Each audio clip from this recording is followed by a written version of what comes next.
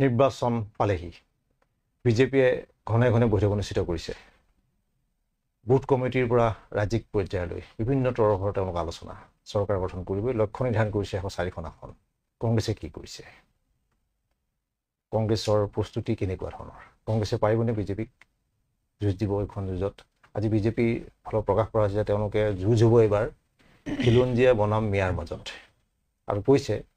বিজেপিৰ এগৰাকী পেনেলিষ্টে যে স্বাধীনতাৰ ৭৭ বছৰত হিমন্ত বিশ্ব শৰ্মা চৰকাৰে যিখিনি কাম কৰিছে কোনেও কৰা নাই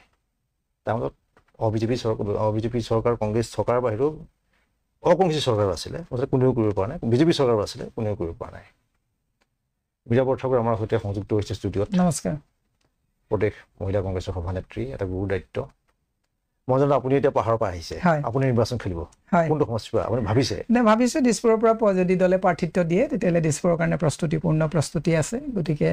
প্ৰস্তুতি কেনেকুৱা ধৰণৰ চলাইছে কাৰণ নিৰ্বাচন 100 দিন আছে কেনেকুৱা ধৰণৰ প্ৰস্তুতি চলাইছে বুথ লেভেলটো বহুত মানে নিৰ্বাচনত জয়ী হ'বৰ কাৰণে বুথ লেভেলত আমি খুব সক্ৰিয়ভাৱে কাম কৰিবলগীয়া হয় গতিকে 249 আমাৰ বুথ আছে গতিকে বুথ কমিটি আমাৰ দিছপুৰ সমষ্টিত গতিকে বুথ কমিটি আমাৰ বনিছে পেৰেণ্ট কংগ্ৰেছ মহিলা কংগ্ৰেছ যুৱ কংগ্ৰেছ NSY সকলো মিলি আমি বুথটো শক্তিশালী কৰিছোঁ যাতে আমাৰ ভোটৰ সময়ত যাতে গোটেই ৰাইজৰ মাজলৈ কথাবিলাক লৈ যোৱাত যাতে বুথটো শক্তিশালীভাৱে থাকে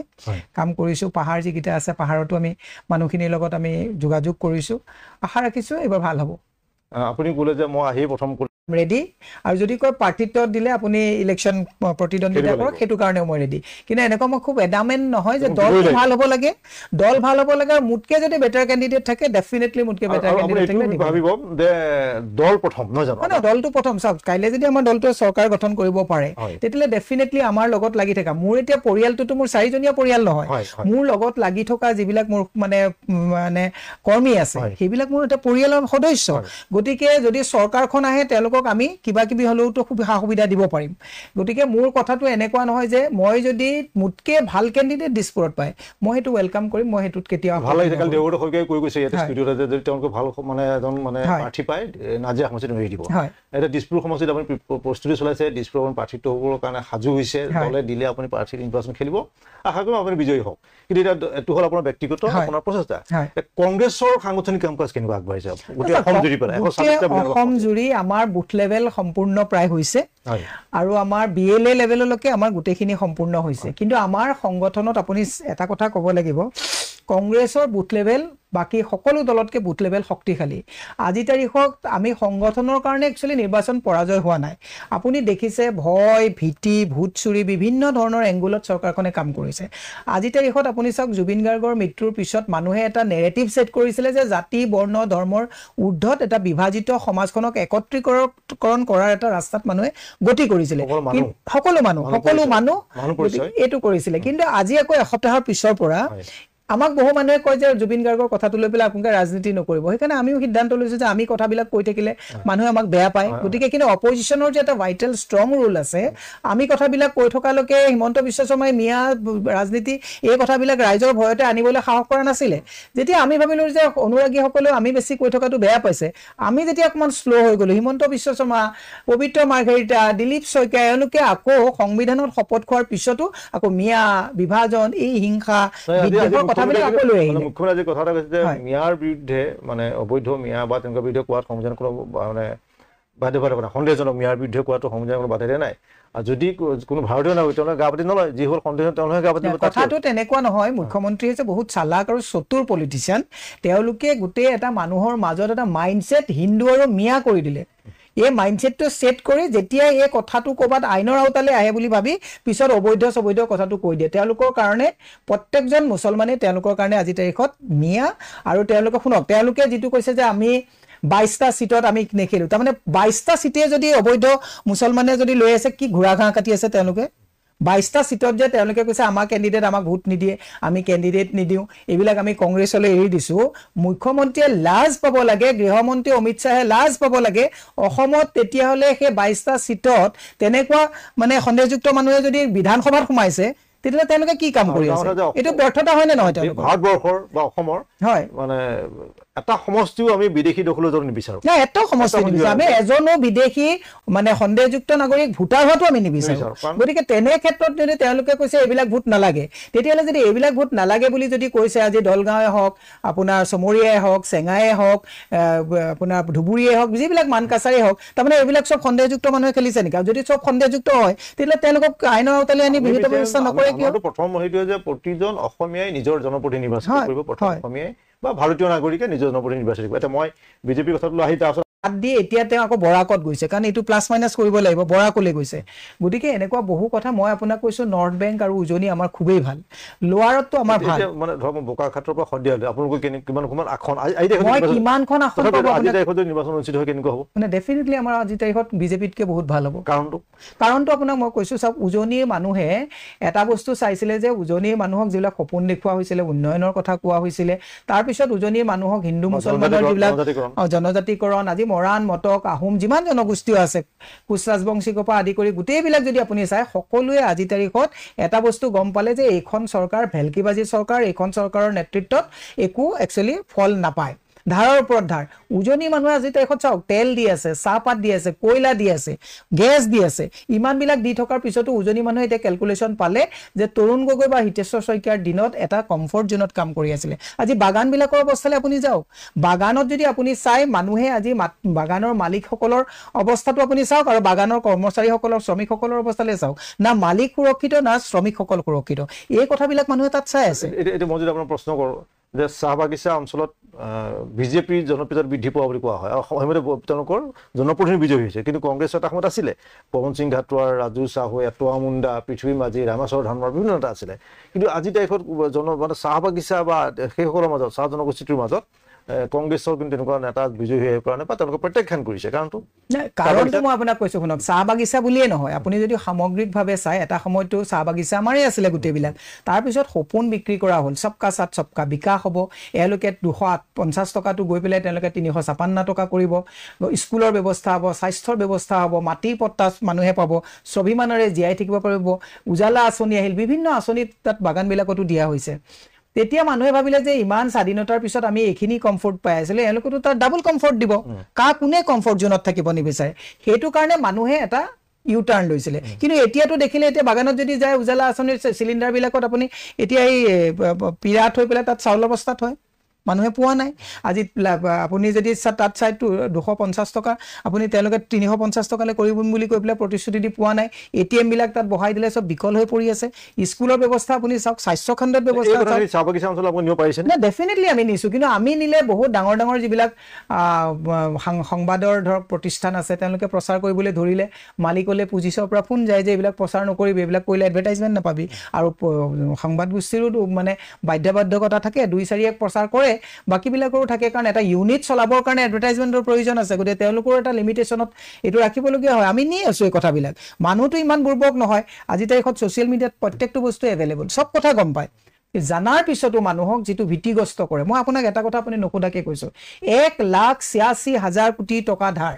জনমূৰি আপোনাৰো চৰকাৰী ঘৰত 50,000 ধাৰ আছে মোৰো চৰকাৰৰ ঘৰত 50,000 ধাৰ আছে মানুহ বুৰ্বক নেকি আপোনাক মই বুজাই দিছো যে উদ্যমিতা আঁচনিত যেতিয়া 10,000 টকাকে 5 বছৰৰ কাৰণে দিছে 10,000 টকা যদি 5 বছৰত যায় 1850 দিন 1850 দিনক যদি মানে 10,000 যদি 1850 দিনক যদি ডিভাইড কৰে 41 টকাকে ডেইলি আমাৰ মহিলাই পাই আছে 1250 টকা মানে কি হেৰি 5 টকাকে পাই আছে ডেইলি আৰু 1250 টকাক যদি আপুনি 30 দিনত ডিভাইড কৰে প্ৰায় 41 টকা আমাৰ মহিলাই পাই আছে হুৱেৰেজ এজন যদি পকা মিস্ত্ৰী আপুনি ঘৰত কাম কৰিবলৈ আহে ডেইলি 900 টকা তেওঁ হাজিৰাত কাম কৰি আছে যোগালীজনে 750 টকাত কাম কৰি আছে কিন্তু অসমৰ মহিলাক এনেকুৱাকে এটা ব্যৱস্থাত তেওঁলোকে আবদ্ধ কৰি পেলাইছে ডেইলি 141 টকা এগৰাকী মহিলাৰ দৈনিক মজুৰি বুলি কৈছো মই আৰু 10,000 টকাটো ডেইলি 5 টকাকে 5 টকা 60 পইচাকে পৰে 5 বছৰ গতিকে এইটো অৱস্থালৈ মহিলা গুচি যাবলগীয়া অৱস্থা আছে তাৰ বাদেও কি কৰিছে এই গোটেইখিনি কৰিবৰ কাৰণে যিটো 41 টকা আকৌ নপৰে কাৰণ এই কাগজ ফটো ষ্টেট কৰা এই ঠগনবিলাক যেন মহিলাবিলাকে চাই থকা নাই এটা বহু মহিলাই আমাৰ লগত কয় যে বাইদেউ আমি লৈ আছো আঁচনিবিলাক আমাৰ পইচাৰে লৈছে আমাকে দিছে আমাৰ ধাৰত পুট খাইছো মজাটো এবাৰ আমি দিম কিন্তু আপোনাৰ এটা কথা মানে কেতিয়াবা মানে হেৰি হয় হিমন্ত বিশ্ব শৰ্মাই কৈছে আমি 104খন জিকিম মই কথা আহিম মই সুধিম এইটো যিখন তেওঁলোকৰ সভা হৈ গ'ল কালি যিখন সভা হৈছে বা এইটো সভা হৈ আছে তাত সৰ্বানন্দ সোণোৱাল মুখ্যমন্ত্ৰী সকলোৱে আহিছে তেওঁলোকৰ লক্ষ্য 104 চৰকাৰৰ যিবোৰ আঁচনি আছে ৰাইজৰ মাজত লৈ যাবৰ কাৰণে সকলোকে তৃণমূল পৰ্যায়লৈকে সকলোকে তেওঁলোকে দায়িত্ব দিছে কিন্তু মই বিজেপি প্ৰসংগত নকৰোঁ এই যি ধৰণৰ যিটো সাংগঠনিক যিটো কাৰবাৰ এটা ৱেল মেনেজমেণ্ট গোটেইটো আৰু নিৰ্বাচনটো এটা ইভেণ্ট হিচাপে তেওঁলোকে লৈ পেলাই যি ধৰণে মানুহক মানে ব্যস্ত কৰিছে বা মানুহক জড়িত কৰি পাৰিছে তেওঁলোকৰ সৈতে গৌৰৱ গগৈৰ নেতৃত্বত কংগ্ৰেছৰ এই ক্ষেত্ৰত আগবাঢ়িব পাৰিছে জানো নহয় তাতো এটা কথা আছে যেতিয়া চৰকাৰ থাকে তেতিয়া ইভেন্ট মেনেজমেন্টৰ নিচিনাকে মেনেজ কৰিবলৈকে চৰকাৰ হাতত পুলিচ প্ৰশাসন টকা পইচা কন্ট্ৰেক্টৰ গোটেইবিলাক থাকে তেতিয়া এনেকুৱা লাগে যে গোটেইখিনি মেনেজ কৰিছে কিন্তু গৌৰৱ গগৈ ডাঙৰীয়াৰ নেতৃত্বত এই কামখিনি কৰিবলৈ চৰকাৰতকে আমি অলপ পিছত থাকিবই সেইটো আপোনাৰ একদম নৰ্মেল কথা কাৰণ আমাৰ হাতত ইমান সাধন এতিয়া বৰ্তমান অৱস্থাত নাই যেনেকৈ 15 বছৰ যেতিয়া কংগ্ৰেছে শাসন কৰি আছিলে তেতিয়াও বিজেপি এনেকুৱা অৱস্থাতে আছিলে 5 জন এমএলএ লৈ পেলাই বিজেপিয়ে কাম কৰি আছিল ভাবিছিলে জানো আজি চৰকাৰ কৰিব গতিকে আৰু এটা কথা আপোনাক মই মনত পেলাই দিওঁ 156টা আঁচনি কংগ্ৰেছে দিছিলে 15 বছৰ পিছত কিন্তু সব আঁচনি দিয়াৰ পিছতো নস্বাত কৰিছে গতিকে আজি আপুনি এটো নাভাবিব যে বিজেপিয়ে বহুত ৱেল মেনেজ কৰি আছে ইভেন্ট মেনেজমেন্ট কৰা দি কৰিছে আঁচনি দি আছে তাৰ অৰ্থ এটো নহয় যে ৰিজেক্ট নহব কাৰণ মানুহৰ মাজত ভয় ভীতি ঘৃণা বিভাজন আৰু শেহতীয়াকৈ তেওঁলোকে মানুহৰ মাজতে যে হিন্দু মুছলমানৰ যিটো বীজ ৰোপণ কৰি মানুহৰ মাজত যিটো ঘৃণাৰ বাতাবৰণ সৃষ্টি কৰিছে বুজিছো কথাটো আপুনি কৈছে বিজেপি ৰিজেক্ট হ'ব বিজেপি ৰিজেক্ট হ'বৰ কাৰণে কংগ্ৰেছক সমৰ্থন কৰিব বিজেপিৰ বিকল্প হিচাপে কংগ্ৰেছক কিয় কাৰণে সমৰ্থন কৰিব আমাক সমৰ্থন এই কাৰণেই কৰিব আপোনাক শুনক মই কৈছো যে মানুহে বিজেপিয়ে সপোন বিক্ৰী কৰিছিলে কাৰণে বিজেপিক একচেপ্ট কৰিছে কিন্তু নেশ্যন বিল্ডিঙৰ যিটো গোটেই কনচেপ্টটো এটো বিল্ড বাই কংগ্ৰেছ মানুহে এতিয়া দেখিলে যে স্কুল কোনে বনাইছিলে কংগ্ৰেছে বনাইছিলে বন্ধ কোনে কৰিছে বিজেপিয়ে কৰিছে হেলথ সেক্টৰত ডুপ্লিকেট মেডিচিনে সানি ধৰিছে গোটেই অসমত মানুহে দেখিছে যে হেলথৰ হস্পিটেল বিলাক কোনে বনাইছিলে কংগ্ৰেছে গুড মেডিচিন কোনে দিছিলে কংগ্ৰেছে ভেজাল মেডিচিন কোনে আনিলে বিজেপিয়ে কম্পেৰিজনত যাব মদৰ লাইসেন্স আগতেও দিছিলে কিন্তু এনেকে গলিয়ে গলি স্কুল মন্দিৰ মছজিদৰ ওচৰত মদৰ লাইসেন্স হোৱা নাছিলে মানুহে এতিয়া কম্পেয়াৰ কৰিছে যে আগতে মদৰ সংখ্যা কিমান ল'ৰা ছোৱালীয়ে খাইছিলে এতিয়া মদৰ সংখ্যাটো কিমান বাঢ়ি গৈছে গতিকে কংগ্ৰেছৰ হাতত গুড গভৰ্নেন্সৰ এটা মানে কনসেপ্ট আছে কংগ্ৰেছে ক্ষমতাৰ পৰা গুছি গৈছিলে যে দুই এক নেতাৰ মানে একেবাৰে সাংঘাতিক দুৰ্নীতিৰ কাৰণে এটো হৈছিল কিন্তু তেতিয়াটো কংগ্ৰেছৰ দিনত দুই এক নেতাৰ দুৰ্নীতি হৈছিল এতিয়াটো গোটেই গ্ৰাখে গোটেই অসমখন লুটিপুটি দুৰ্নীতি কৰিছে গতিকে মানুহে কম্পেয়াৰ কৰিছে আৰু গৌৰৱ গগৈ ডাঙৰীয়া এজন নিকা ভাৱমূৰ্তিৰ এজন স্বচ্ছ এজন নেতা গতিকে মানুহে যুৱ প্ৰজন্মই হওক মহিলাই হওক বাকি ভোটাৰ ৰাইজে হওক তেওঁলোকে ভাবিছে যে গুড গভৰ্নেন্স কংগ্ৰেছে দিব পাৰিব আৰু এবাৰ কংগ্ৰেছক তেওঁলোকে নেতৃত্ব দিব তাৰ সমান্তৰালভাৱে আমি এতিয়া বুথ পৰ্যায়লৈকে সংগঠন আমি আগুৱাই লৈ যোৱা হৈছে নতুন আমাৰ মুখ এবাৰ 26ত দেখিবলৈ পাব গতিকে মোৰ বিশ্বাস যে এবাৰ চৰকাৰ আমি কৰিব পাৰিম আপোনালোক কংগ্ৰেছৰ এটা বস্তু আমি দেখা পাওঁ মানে হেতু ৰাজহুৱাকে আলোচনা কৰক যে দলতকৈ নেতাসকলে বেছিভাগে নিজৰ প্ৰতিহে কমিটিত তাৰমানে এনেকুৱা ধৰক আপুনি আজি দিছপুৰ সমষ্টিত প্ৰাৰ্থিত্ব বিচাৰিছে আপুনি প্ৰাৰ্থী নাপালে নোপোৱাৰ লগে লগে হয় আপুনি দলৰ বিৰুদ্ধে লাগিব যিগৰাকী কংগ্ৰেছৰ প্ৰাৰ্থী পাব তাক কিদৰে হৰুৱাব পাৰি আৰু মই কৈলো কিদৰে হৰুৱাব পাৰি বা আপুনি হাৰটোৱে বিচাৰে মানে হাৰিলে ভাল মোক দিয়া নাছিলো পাওক এই ধৰণৰ হৈ যায় কিন্তু মই এটা উদাহৰণ দিম বৰ বিশেষ এটা বিজয় চক্ৰৱৰ্তী গুৱাহাটী লোকসভা সমষ্টিৰ পৰা তেওঁ বঞ্চিত কৰি কোনো যাক দিয়া হ'ল আকৌ কোনো যায় এবাৰ হোৱাৰ পাছত তেওঁ বঞ্চিত কৰি বিজুলী কলিতামাধিক দিয়া হ'ল কিন্তু এওঁলোক হয় নিৰ্বাচনী প্ৰচাৰত তেনেকৈ সক্ৰিয়ভাৱে অংশগ্ৰহণ কৰা নাছিলে ভূপেন হাজৰিকাৰ ক্ষেত্ৰত বিজয় চক্ৰৱৰ্তীয়ে তেনেকৈ ধৰণৰ প্ৰচাৰ চলোৱা নাছিলে 2004ত পৰৱৰ্তী সময়ত কোনো যায়ো বিজুলী কলিতামাধিক ইমান ধৰণে চলোৱা আছে মনত আছে সেইটো তেওঁলোকক আমি বুজি পাওঁ দেখিছোঁ মানুহে তেওঁলোকো কিন্তু দলটোৰ অনুশাসন সেইটোৰ বাবেই হওক তেওঁলোকে কিন্তু দলটোৰ ক্ষতি হ'ব পৰা কোনো মন্তব্য দলে কিবা যদি কাৰোবাৰ মনে মনেও কৈছে যাতে কোনো কাৰণে নোলায় কাৰণ তেওঁলোকে তাৰ কাৰণে সাংঘাতিক ধৰণৰ অনুশাসন ব্যৱস্থাৰ সন্মুখীন হ'ব পাৰে এই যিটো ভয় দলৰ প্ৰতি যিটো আনুগত্য বুলিয়ে কওঁ বা ভয় বুলিয়ে কওঁ এইটো অলপ কংগ্ৰেছত কম নেকি কংগ্ৰেছৰ মই যেতিয়াই নাপাব আজি বহুত মানুহ মই কওঁ যে গুৱাহাটীতে কিছু মানুহে প্ৰাৰ্থিত্ব বিচাৰি আছে এনেকুৱা মানুহ আছে যাৰ হয়তো মানে হয়তো মানে নতুন প্ৰজন্মক নিদিবে তেওঁলোকে বাৰে বাৰে আহিব বিচাৰিছে কিছুমান মানুহৰ যিটো আজিকালি যিখন ডিজিটেল জগত আজি যিখন আধুনিক জগতৰ কোনো সম্পৰ্ক নাই এসময়ত কোনোবা এজন মেয়ৰ হৈছিল বা কোনোবা ধৰণৰ কোনোবা এজনে প্ৰাৰ্থী হৈ পেলাই দুবাৰ তিনিবাৰ হাৰিছেও তেনেকুৱা মানুহো আছে কিন্তু মই নাভাবোঁ যে তেওঁলোকে কিবা কাৰণে প্ৰাৰ্থিত্ব নাপালে বিকল্প হিচাপে যাক কংগ্ৰেছে দিব তেওঁক হৰুৱাটো প্ৰথম লক্ষ্য আৰু তেতিয়া তেওঁক ইফালে বিজেপিজনক জয়ী কৰিব লাগিছে এইটো কিন্তু কংগ্ৰেছৰ সৰ্বত্ৰ অসমৰ বেছিভাগ নেতাৰ ক্ষেত্ৰত দেখিবলৈ পোৱা যায় এইটো অত্যন্ত দুৰ্ভাগ্যজনক কথা কিন্তু মই আপোনাক এটা ক্লিয়াৰ কৰি পেলাই মই কৈছোঁ মই মানে ইমানটো এটা অনুশাসন বা ইমানটো এটা মোৰ ৰাজনৈতিক মানে মোৰ এটা হেৰি আছে যে মই যদি কাইলৈ দিছপুৰত টিকেট নাপায় বেলেগে পায় মই সমানেই লাগিম কাৰণ চৰকাৰখন যদি আহে মই নাপালেও যদি বেলেগজন জিকি আহে চৰকাৰখন আহে আমাৰ কাম কৰা বহুত স্কোপ থাকে গতিকে এই কথাটো হ'ব নালাগে আপুনি যিটো কথা কৈছে হয় কেতিয়াবা তেনেকুৱা কথা একেবাৰে এক্সাম্পল তেনেকুৱা এক্সাম্পল একেবাৰে নথকা নহয় কিন্তু আপোনাক মই কৈছো আপুনি ভাল জীৱন জীয়াই থাকিবলগীয়া হ'লে পজিটিভলি প্ৰত্যেকটো বস্তু ল'ব লাগিব ভাল জীৱন জীয়াই থাকিব মই এটা কথা কওঁ মই MLA বা মন্ত্ৰী নহ'লেও MP নহ'লেও মই ভাল জীৱন এটা জীয়াই আছো মই ভাল জীৱনটো এই কাৰণে জীয়াই আছো মই কাৰো ক্ষতি কৰা কামটো মই নকৰো মই মোক যোনে ক্ষতি কৰে মই ভগৱানক দি দিওঁ যে মোক ক্ষতি কৰিছে মই তেওঁৰ পিছত লাগি নাথাকো আৰু মই কেইদিনমানৰ পিছত দেখো যে বেছি নিগেটিভ কৰা মানুহকেইটা আৰু ডাউনফল আহি যায় গতিকে পজিটিভলি থাকিলে ভাল লাইফ পায় মই জেটানি আৰু এটা প্ৰশ্ন কৰিব বিচাৰিছো ধৰক এনেকুৱা আছে আমি কংগ্ৰেছত দেখা পাওঁ যে প্ৰাৰ্থিত্ব নাপালে নোপোৱাৰ লগে লগে হয় তেওঁ পৰিত্যাগ কৰিলে দল কৰি পেলাই হয় বিজেপিত যোগ দিলে বিজেপিতে যোগ দি দিব আৰু মুকলিকৈ সেই প্ৰাৰ্থীজনৰ যেনে পালে তেওঁৰ বিৰুদ্ধে ৰাজহুৱা সভা সমিতি নিৰ্বাচনী কেম্পেইন চলায় এইটো নামটো কৈ দিওঁ বেয়া হ'ব কথাটো এইটো কি কাৰণে হয় মানুহৰ মই এটা কংগ্ৰেছ বুলি সোধা নাই যে মানুহৰ মানে এইটো উচ্চাকাংক্ষা মানে ব্যক্তিকেন্দ্ৰিক হেৰিটো নে কি কাৰণটো কি কংগ্ৰেছত এনেকুৱা বেছিভাগ দেখা পাওঁ মই আপোনাক আজিও কৈছো মই 17 বছৰ বিজেপি কৰি আহিছো মই যেতিয়ালৈকে দলটো বেয়া দিন আছিলে মোৰ বহুত মনত খুব থাকোতেও কিন্তু চৰকাৰ নাথাকোতে মই ৰিয়েক্ট কৰা নাই আৰু মই যেতিয়া চৰকাৰত আহিছে ৰিয়েক্ট কৰিছো ওলাই আহিছো বহুতে মানুহে নাজানে বিকৃতকে বহুত কথা লিখি থাকে কৈ থাকে মই আজিও কৈছো যে কংগ্ৰেছ আজি মই পাৱাৰত নাই এই পাৱাৰত নথকা সময়টোত কিন্তু কাবাৰ মনত খুব কিবা থাকিলেও এইটো বস্তু ৰাজহুৱা হ'ব নালাগে কাইলৈ যদি চৰকাৰত আহে আমি কোৱা কথাবিলাক যদি নামানে স্কুলবিলাক যদি কংগ্ৰেছে আকৌ যদি ৰিঅপন নকৰে তেতিয়া যদি কংগ্ৰেছে যদি আকৌ হঠকাৰী সিদ্ধান্ত লয় তেতিয়া আমি পাৱাৰত থাকিলে আমি ৰিয়েক্ট কৰিলে চৰকাৰৰ সংশোধন হ'ব মই সেইকাৰণে কৈছো এতিয়া আপোনাৰ মানে এই কথাটো যিটো হয় বহুত মানুহ আপুনি যিটো কৈছে যে টিকেট নাপালে খুব কৰে তেওঁলোকে সিংগুল এজেণ্ডা লৈ পাৰ্টি কৰে মই আপোনাক কৈছো মই যদি আজি দিছপুৰত টিকেট নাপাওঁ মোৰ হেৰুৱাবলগীয়া একো নাই কাৰণ মই আজি তাৰিখত গোটেই অসমত য'তেই নাযাওঁ মই অন্ততঃ 10জন পাৰ্টিৰ একে তৃণমূলৰ নিষ্ঠাৱান কৰ্মীৰ আন্তৰিকতা মই জয় কৰিছো ভাতখিনি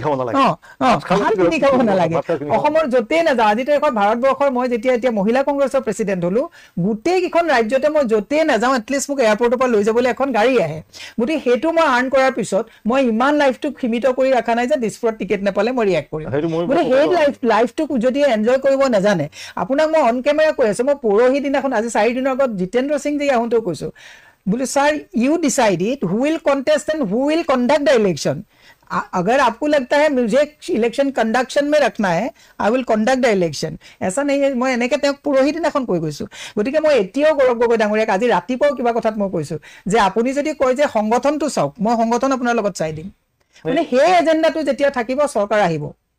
এই বস্তু মানে বহুত ডাঙৰ কথা যে মানে আমি আমাৰ ক্ষেত্ৰত হয়তো ভাল লাগে যে বাকি একো নহ'লেও অন্তত আমি অসমত য'তে যাওঁ ভাত সাজ কিনি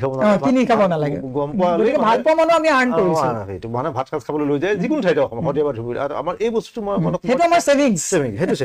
যে মই আৰু এটা কথা আপোনাৰ পৰা জানিব বিচাৰিম কংগ্ৰেছৰ এই বস্তুত প্ৰায়ে শুনো যে প্ৰাৰ্থিত্ব ধৰক প্ৰতিটো সমষ্টিতে বিচাৰি আছে বিভিন্ন মানুহে এতিয়া এই যে প্ৰতিটো সমষ্টিত বিচাৰি আছে 4জন 5জন 6জন এনেকে ধৰণৰ হয় ক্ষমতাত থকাৰ কাৰণেও তেওঁলোকে হয়তো বিজেপিত প্ৰাৰ্থী নাপালে ওলাই যাবলৈ ভয় কৰে বা হৈছে যে চৰকাৰ আহিলে কিবা এটা কৰি থাকে কিন্তু যেহেতু বিৰোধী শিবিৰ আছে এইটো কংগ্ৰেছৰ ক্ষেত্ৰত কাইলৈ বিৰোধী শিবিৰ থাকিলে বিজেপিটো হ'ব এইটো কিন্তু দলৰ প্ৰতি আনুগত্য থকা নেতা কৰ্মী জন্ম দিয়াত দলটো ক'ৰবাত ব্যৰ্থ নেকি কংগ্ৰেছ সেইটো নহয় leader and leadership totally difference লিডাৰটো যিকোনো মানুহ এজনে ধৰক কাইলৈ পৰ্টফলিঅ' এটা পালে তেওঁ নিজকে লিডাৰ বুলি ভাবে লিডাৰশ্বিপ কথাটো হৈছে যে যেতিয়া কাইলৈ ধৰক তেওঁ টিকেট নাপালে তেওঁ গোটেই মানুহখিনিক এটা মানে লিডাৰশ্বিপ লৈ আগুৱাই লৈ গৈ দলটোক জিকাই দিয়াটো লিডাৰশ্বিপ গতিকে লিডাৰশ্বিপটো চবৰ হাতত নাথাকে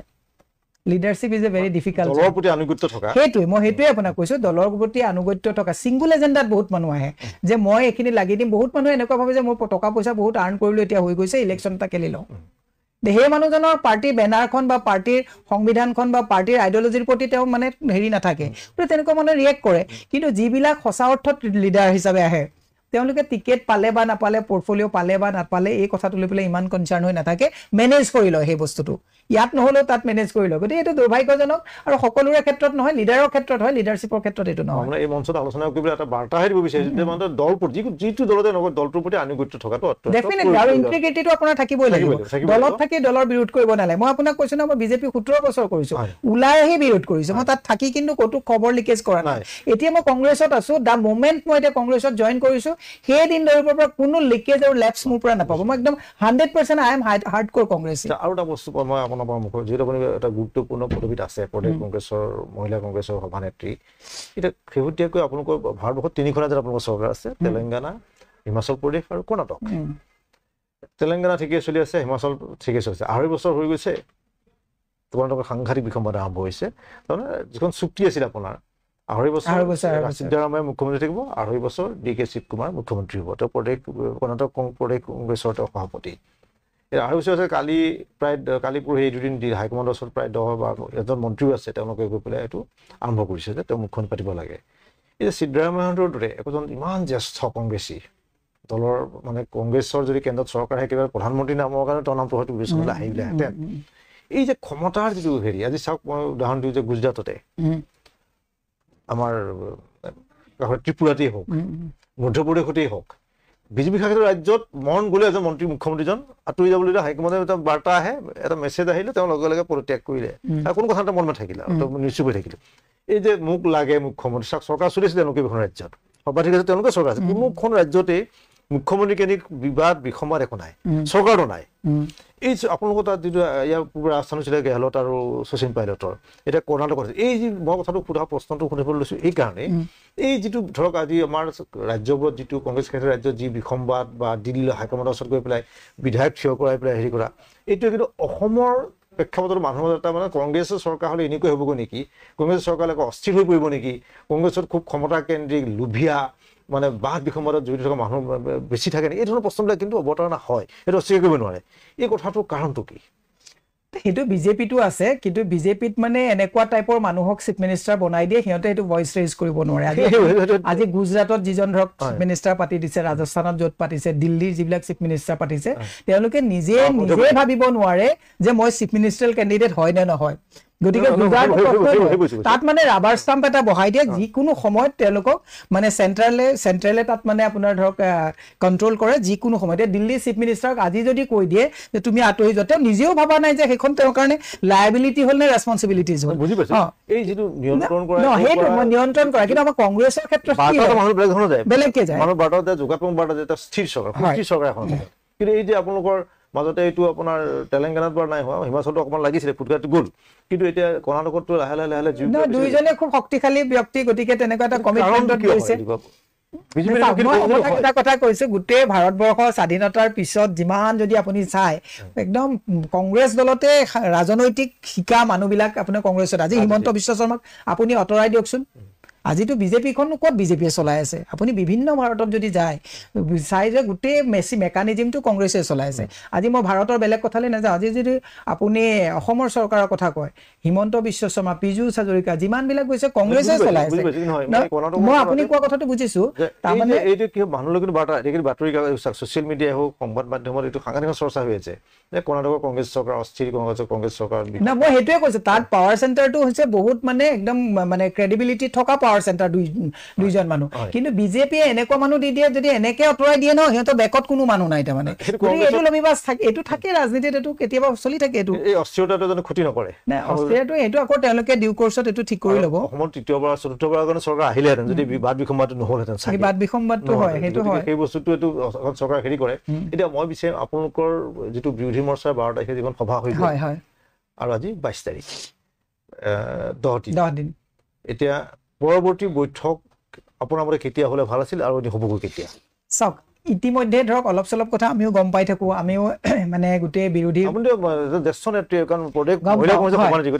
গম পাওঁ। গতিকে আমাৰ ক্ষেত্ৰত এটা আনঅফিচিয়েলি ক'ত কোনে খেলিব, কি হ'ব কি নহ'ব, মাননীয় সভাপতি মহোদয়, CLP বা আমাৰ কোৰ কমিটিৰ যিখন PSC আছে, তাত এটা ধৰক চবৰে এটা মাইণ্ডছেট আছে যে কোনে ক'ত কেনেকে এৰা ধৰা মোটামুটি এটা কৰিছে, অনানুষ্ঠানিকভাৱে এটা ৰুল ফ্ৰেম হৈ আছে। কিন্তু আপোনাৰ এলায়েন্সৰ ক্ষেত্ৰত গৈ পেলাই সদায় গৈ অখিল গগৈ ডাঙৰীয়াৰ লগত অলপ জট লাগি যায়, তেখেতে মানে অলপ জট কৰি দিয়ে। কিন্তু আমাৰতো কেতিয়াও আৰম্ভণিৰ পৰা কেতিয়াও লুৰিণ গগৈ, জ্যোতি গগৈ বা বেলেগৰ লগতো জটৰ কথা শুনিছে নেকি? নাই। অখিল গগৈ কিন্তু কংগ্ৰেছ চৰকাৰ নাহক বা কংগ্ৰেছৰ চৰকাৰ এই লাইনত কাম কৰা নাই, কিন্তু তেওঁ আটাইতকৈ বিজেপিৰ বিৰুদ্ধে সৰ্বগৰাকী বিধায়ক, সেইটো মানিব লাগিব। বিজেপিৰ বিৰুদ্ধে কোনোবা ক্ষেত্ৰত কিন্তু গৌৰৱ গগৈতকৈ তেওঁ অধিক আক্ৰমণাত্মক। ডেফিনেটলি খুব কম সময়ত চাগে গোটেইটো এটা মানে আপোনালোকে কংগ্ৰেছৰ মানে অনানুষ্ঠানিক কথা বতৰা কিছু ভোটটো ট্ৰান্সফাৰ কৰিবলৈ অলপ বেয়া পায় যিটো আপুনি ধৰক লুৰিণজ্যোতি গগৈ ক্ষেত্ৰতো আমাৰ যেতিয়া ইলেকশ্যন খেলিছে তেওঁতো ৰিনাউন ফেচ এটা কিন্তু ভোটটো ট্ৰান্সফাৰটো আমাৰ যিমান হ'ব লাগিছিলে নাই হোৱা সেইটো সেই ক্ষেত্ৰটোত এবাৰ গৌৰৱ গগৈ ডাঙৰীয়াও কৈছে যে আমি যদি মানে চিট ছেক্ৰিফাইচ বা শ্বেয়াৰিং কৰিবলগীয়া হয় যাতে for the greater interest of the party যাতে সকলোৱে সেইটো ছেক্ৰিফাইচ কৰে মই এটা কথা ধৰক এনেকুৱা ধৰণৰ যে সেইটোত আমি মুলায়ম সিং যাদৱৰ ক্ষেত্ৰত দেখা পাইছিলোঁ সমাজবাদী দলৰ উত্তৰ প্ৰদেশত তাত যেতিয়া উত্তৰ প্ৰদেশ লোকসভা নিৰ্বাচন হয় তাত ৰাহুল গান্ধী আৰু সোনিয়া গান্ধীৰ বিৰুদ্ধে সমাজবাদী কোনো প্ৰাৰ্থী নিদিয়ে সেইটো তেওঁলোকৰ সন্মান নেতাৰ প্ৰতি সন্মান জনাইছিলে আমেথি ৰায়বেলি তেওঁলোকে প্ৰাৰ্থী নিদিয়ে তেওঁলোকৰ যেনে অনায়াসে বিজয়ী হৈ আহিব পাৰে লাগে তেওঁলোকৰ কাৰণে প্ৰাৰ্থীটো সন্মান অসমত আমি ওলোটা খবৰ এটা দেখা পালোঁ ধৰক আমাৰ যিটো শেহতীয়া বিডিচি নিৰ্বাচনত হ'ল কি তাতে হাগ্ৰা মহিলাৰীয়ে যি দুটা সমষ্টিত প্ৰতিদ্বন্দ্বিতা কৰিছিলে চিৰাং দুৱাৰ আৰু দুটা সমষ্টিত কৰিছিলে বিজেপিয়ে কোনো প্ৰাৰ্থী দিয়া নাছিল তেওঁক কংগ্ৰেছে দুইটাৰে প্ৰাৰ্থী দিছে এটা 200 পাইছে আৰু এজন 400 ভোট পাইছে সেই বস্তুটো যিটো ৰাজনীতিত সন্মান আৰু সৌজন্যতা যিটো ৰাজনীতি বা আপোনালোকে বাকী আটাইকেইটাৰে দি পেলাই যদি সেই দুটা সমষ্টিক মানে ধৰক এনেকুৱা যে সন্মান জনাই দিয়া হ'লে হয়তো ভৱিষ্যতে কাৰণ সেইটো হিমন্ত বিশ্ব শৰ্মাই এটা অংক তেতিয়াই কৰি থৈছে যে বিধানসভা নিৰ্বাচনত বিটিচিৰ 15টা নিৰ্বাচন সমষ্টিৰ কথা বাদ দি আমি ভাবিব নোৱাৰোঁ সেইটো ৰাজনীতিৰ পৰিপক্কতা দেই মানিবই লাগিব সেইটো তেওঁ দৰ্শন মানে বেলেগ এটা বিষয় কিন্তু তেওঁ বাতিয়ে কৈছে 15টা সমষ্টি আমাক লাগিব 15টা সমষ্টিক লৈহে চৰকাৰৰ কথা ভাবিব লাগিব সেই বাদ দি পেলাই চৰকাৰ নহ'ব এতিয়া হাগ্ৰা মহিলাৰীক তেতিয়াই তেওঁ এটা অংক কৰি পেলাই এখন মেথমেটিক্স তেতিয়াই গৈছে কিন্তু গোটেই বছৰ হাগ্ৰা মহিলাৰীৰ সৈতে এতিয়া তেওঁ কিন্তু হাগ্ৰা মহিলাৰীয়ে প্ৰতিদ্বন্দ্বিতা কৰা এটা সমষ্টিত দুটা সমষ্টি এটাতো বিজেপি প্ৰাৰ্থী দিয়া নাই আৰু ইউ পি পিয়ে দিছে কংগ্ৰেছেও দিছে আৰু কংগ্ৰেছে দিয়া কংগ্ৰেছতে সংগঠন শক্তিশালী মানে এটা 206টা ভোট পাইছে কিন্তু এটা 400 নে কিমান ভোট পাইছে এই বস্তু মেজিক নম্বৰ আহিব চৰকাৰ গঠন কৰিব পাৰিব ডেফিনেটলি পাৰিব সকলো ঐক্যবদ্ধ এতিয়া আপুনি বিচাৰে নে যে বিৰোধী দলসমূহৰ এখন বৈঠক শীঘ্ৰে অনুষ্ঠিত হ'ব লাগে আৰু কমন মিনিমাম প্ৰগ্ৰেম মানে ন্যূনতম কাৰ্যসূচী তেওঁ গ্ৰহণ কৰিব লাগে বিচাৰে আপুনি একদম ডেফিনেটলি বিচাৰোঁ কমন মিনিমাম প্ৰগ্ৰেমটো হ'ব লাগে হেল্থ তাৰপিছতে আপোনাৰ এডুকেশ্যন ন্যায় মানে আৰু যিটো আমাৰ এখনৰ কাৰণে এডুকেশ্যন চিষ্টেম ঠিক কৰিবৰ কাৰণে এইবিলাক গোটেই কৰিবৰ কাৰণে ঐক্যবদ্ধভাৱে মাৰ বান্ধি যদি যুঁজে ইজনে সিজনক সহায় কৰি মই মানে সেইটোৱে মই এটা এপিল কৰিছোঁ আৰু এই যে হিমন্ত বিশ্ব শৰ্মাৰ পেকেজৰ প্ৰতি যাতে তলদুৱাৰি দি যাতে ইণ্টিগ্ৰিটি লছ কৰি যাতে কোনেও যাতে এইফালে সন্মুখত গালি পাৰি ভিতৰৰ পৰা পেকেজ দিল্লীত গৈ নলয় তাৰ কাৰণে মই সকলোকে আহ্বান জনাইছোঁ কাৰণ nothing is top secret in politics সকলো খবৰবিলাক আমি পাই থাকোঁ কোনে ক'ত গৈ দিল্লীত লগ ধৰে কোনে ক'ত গৈ আছাম ভৱনত লগ ধৰে এই কথাবিলাক যাতে নহয় সেইটো কথা হ'ব নালাগে খোল্লা এটা বস্তু হ'ব লাগে ইণ্টিগ্ৰিটি যদি এবাৰ লছ কৰে নহয় তেতিয়া কেতিয়াও আৰু ঘূৰি কেতিয়াও নাই বিশ্বাসটো এবাৰ ভংগ হ'লে আৰু মানুহে বিশ্বাস কেতিয়াও কৰিব নোৱাৰে তাত মই খালি এটা কথা যোগ দি দিওঁ মানে নৰসিংহ ৰাও চৰকাৰ যেতিয়া অনাস্থা প্ৰস্তাৱ আহিছিলে কেন্দ্ৰত সেই চৰকাৰত উত্তৰ পূৰ্বাঞ্চলৰ নাম অসম বুলি কৈ নিদিওঁ মই উত্তৰ পূৰ্বাঞ্চলৰ এগৰাকী সাংসদে মানে ধনৰ বিনিময়ত ভোট দিয়াৰ অভিযোগ উত্থাপিত হৈছিলে সাংঘাতিক বিতৰ্ক হৈছিলে এগৰাকী বিখ্যাত মানে প্ৰগতিশীল এগৰাকী সাংসদ তাৰ পৰৱৰ্তী সময়ত নভাঞ্জন নোহোৱা হৈ গ'ল একোৱে নোহোৱা হৈ গ'ল গতিকে এই কথাবিলাক দলত থাকি দলত বিৰোধ কৰা আৰু এবাৰ যিটো আমি ইণ্টিগ্ৰিটি যদি লছ কৰে নহয় আপুনি জীৱনত কেতিয়াও আজিতো এখন আমাৰ টকা পইচা গণতান্ত্ৰিক প্ৰক্ৰিয়াৰ মাজেৰে আপুনি বিচাৰিছে এখন চৰকাৰ হ'ব লাগে এখন পৰিৱৰ্তন হ'ব লাগে গতিকে আপোনাৰ আশা পূৰণ হওক আৰু সময়লৈ আমি অপেক্ষা কৰিম নমস্কাৰ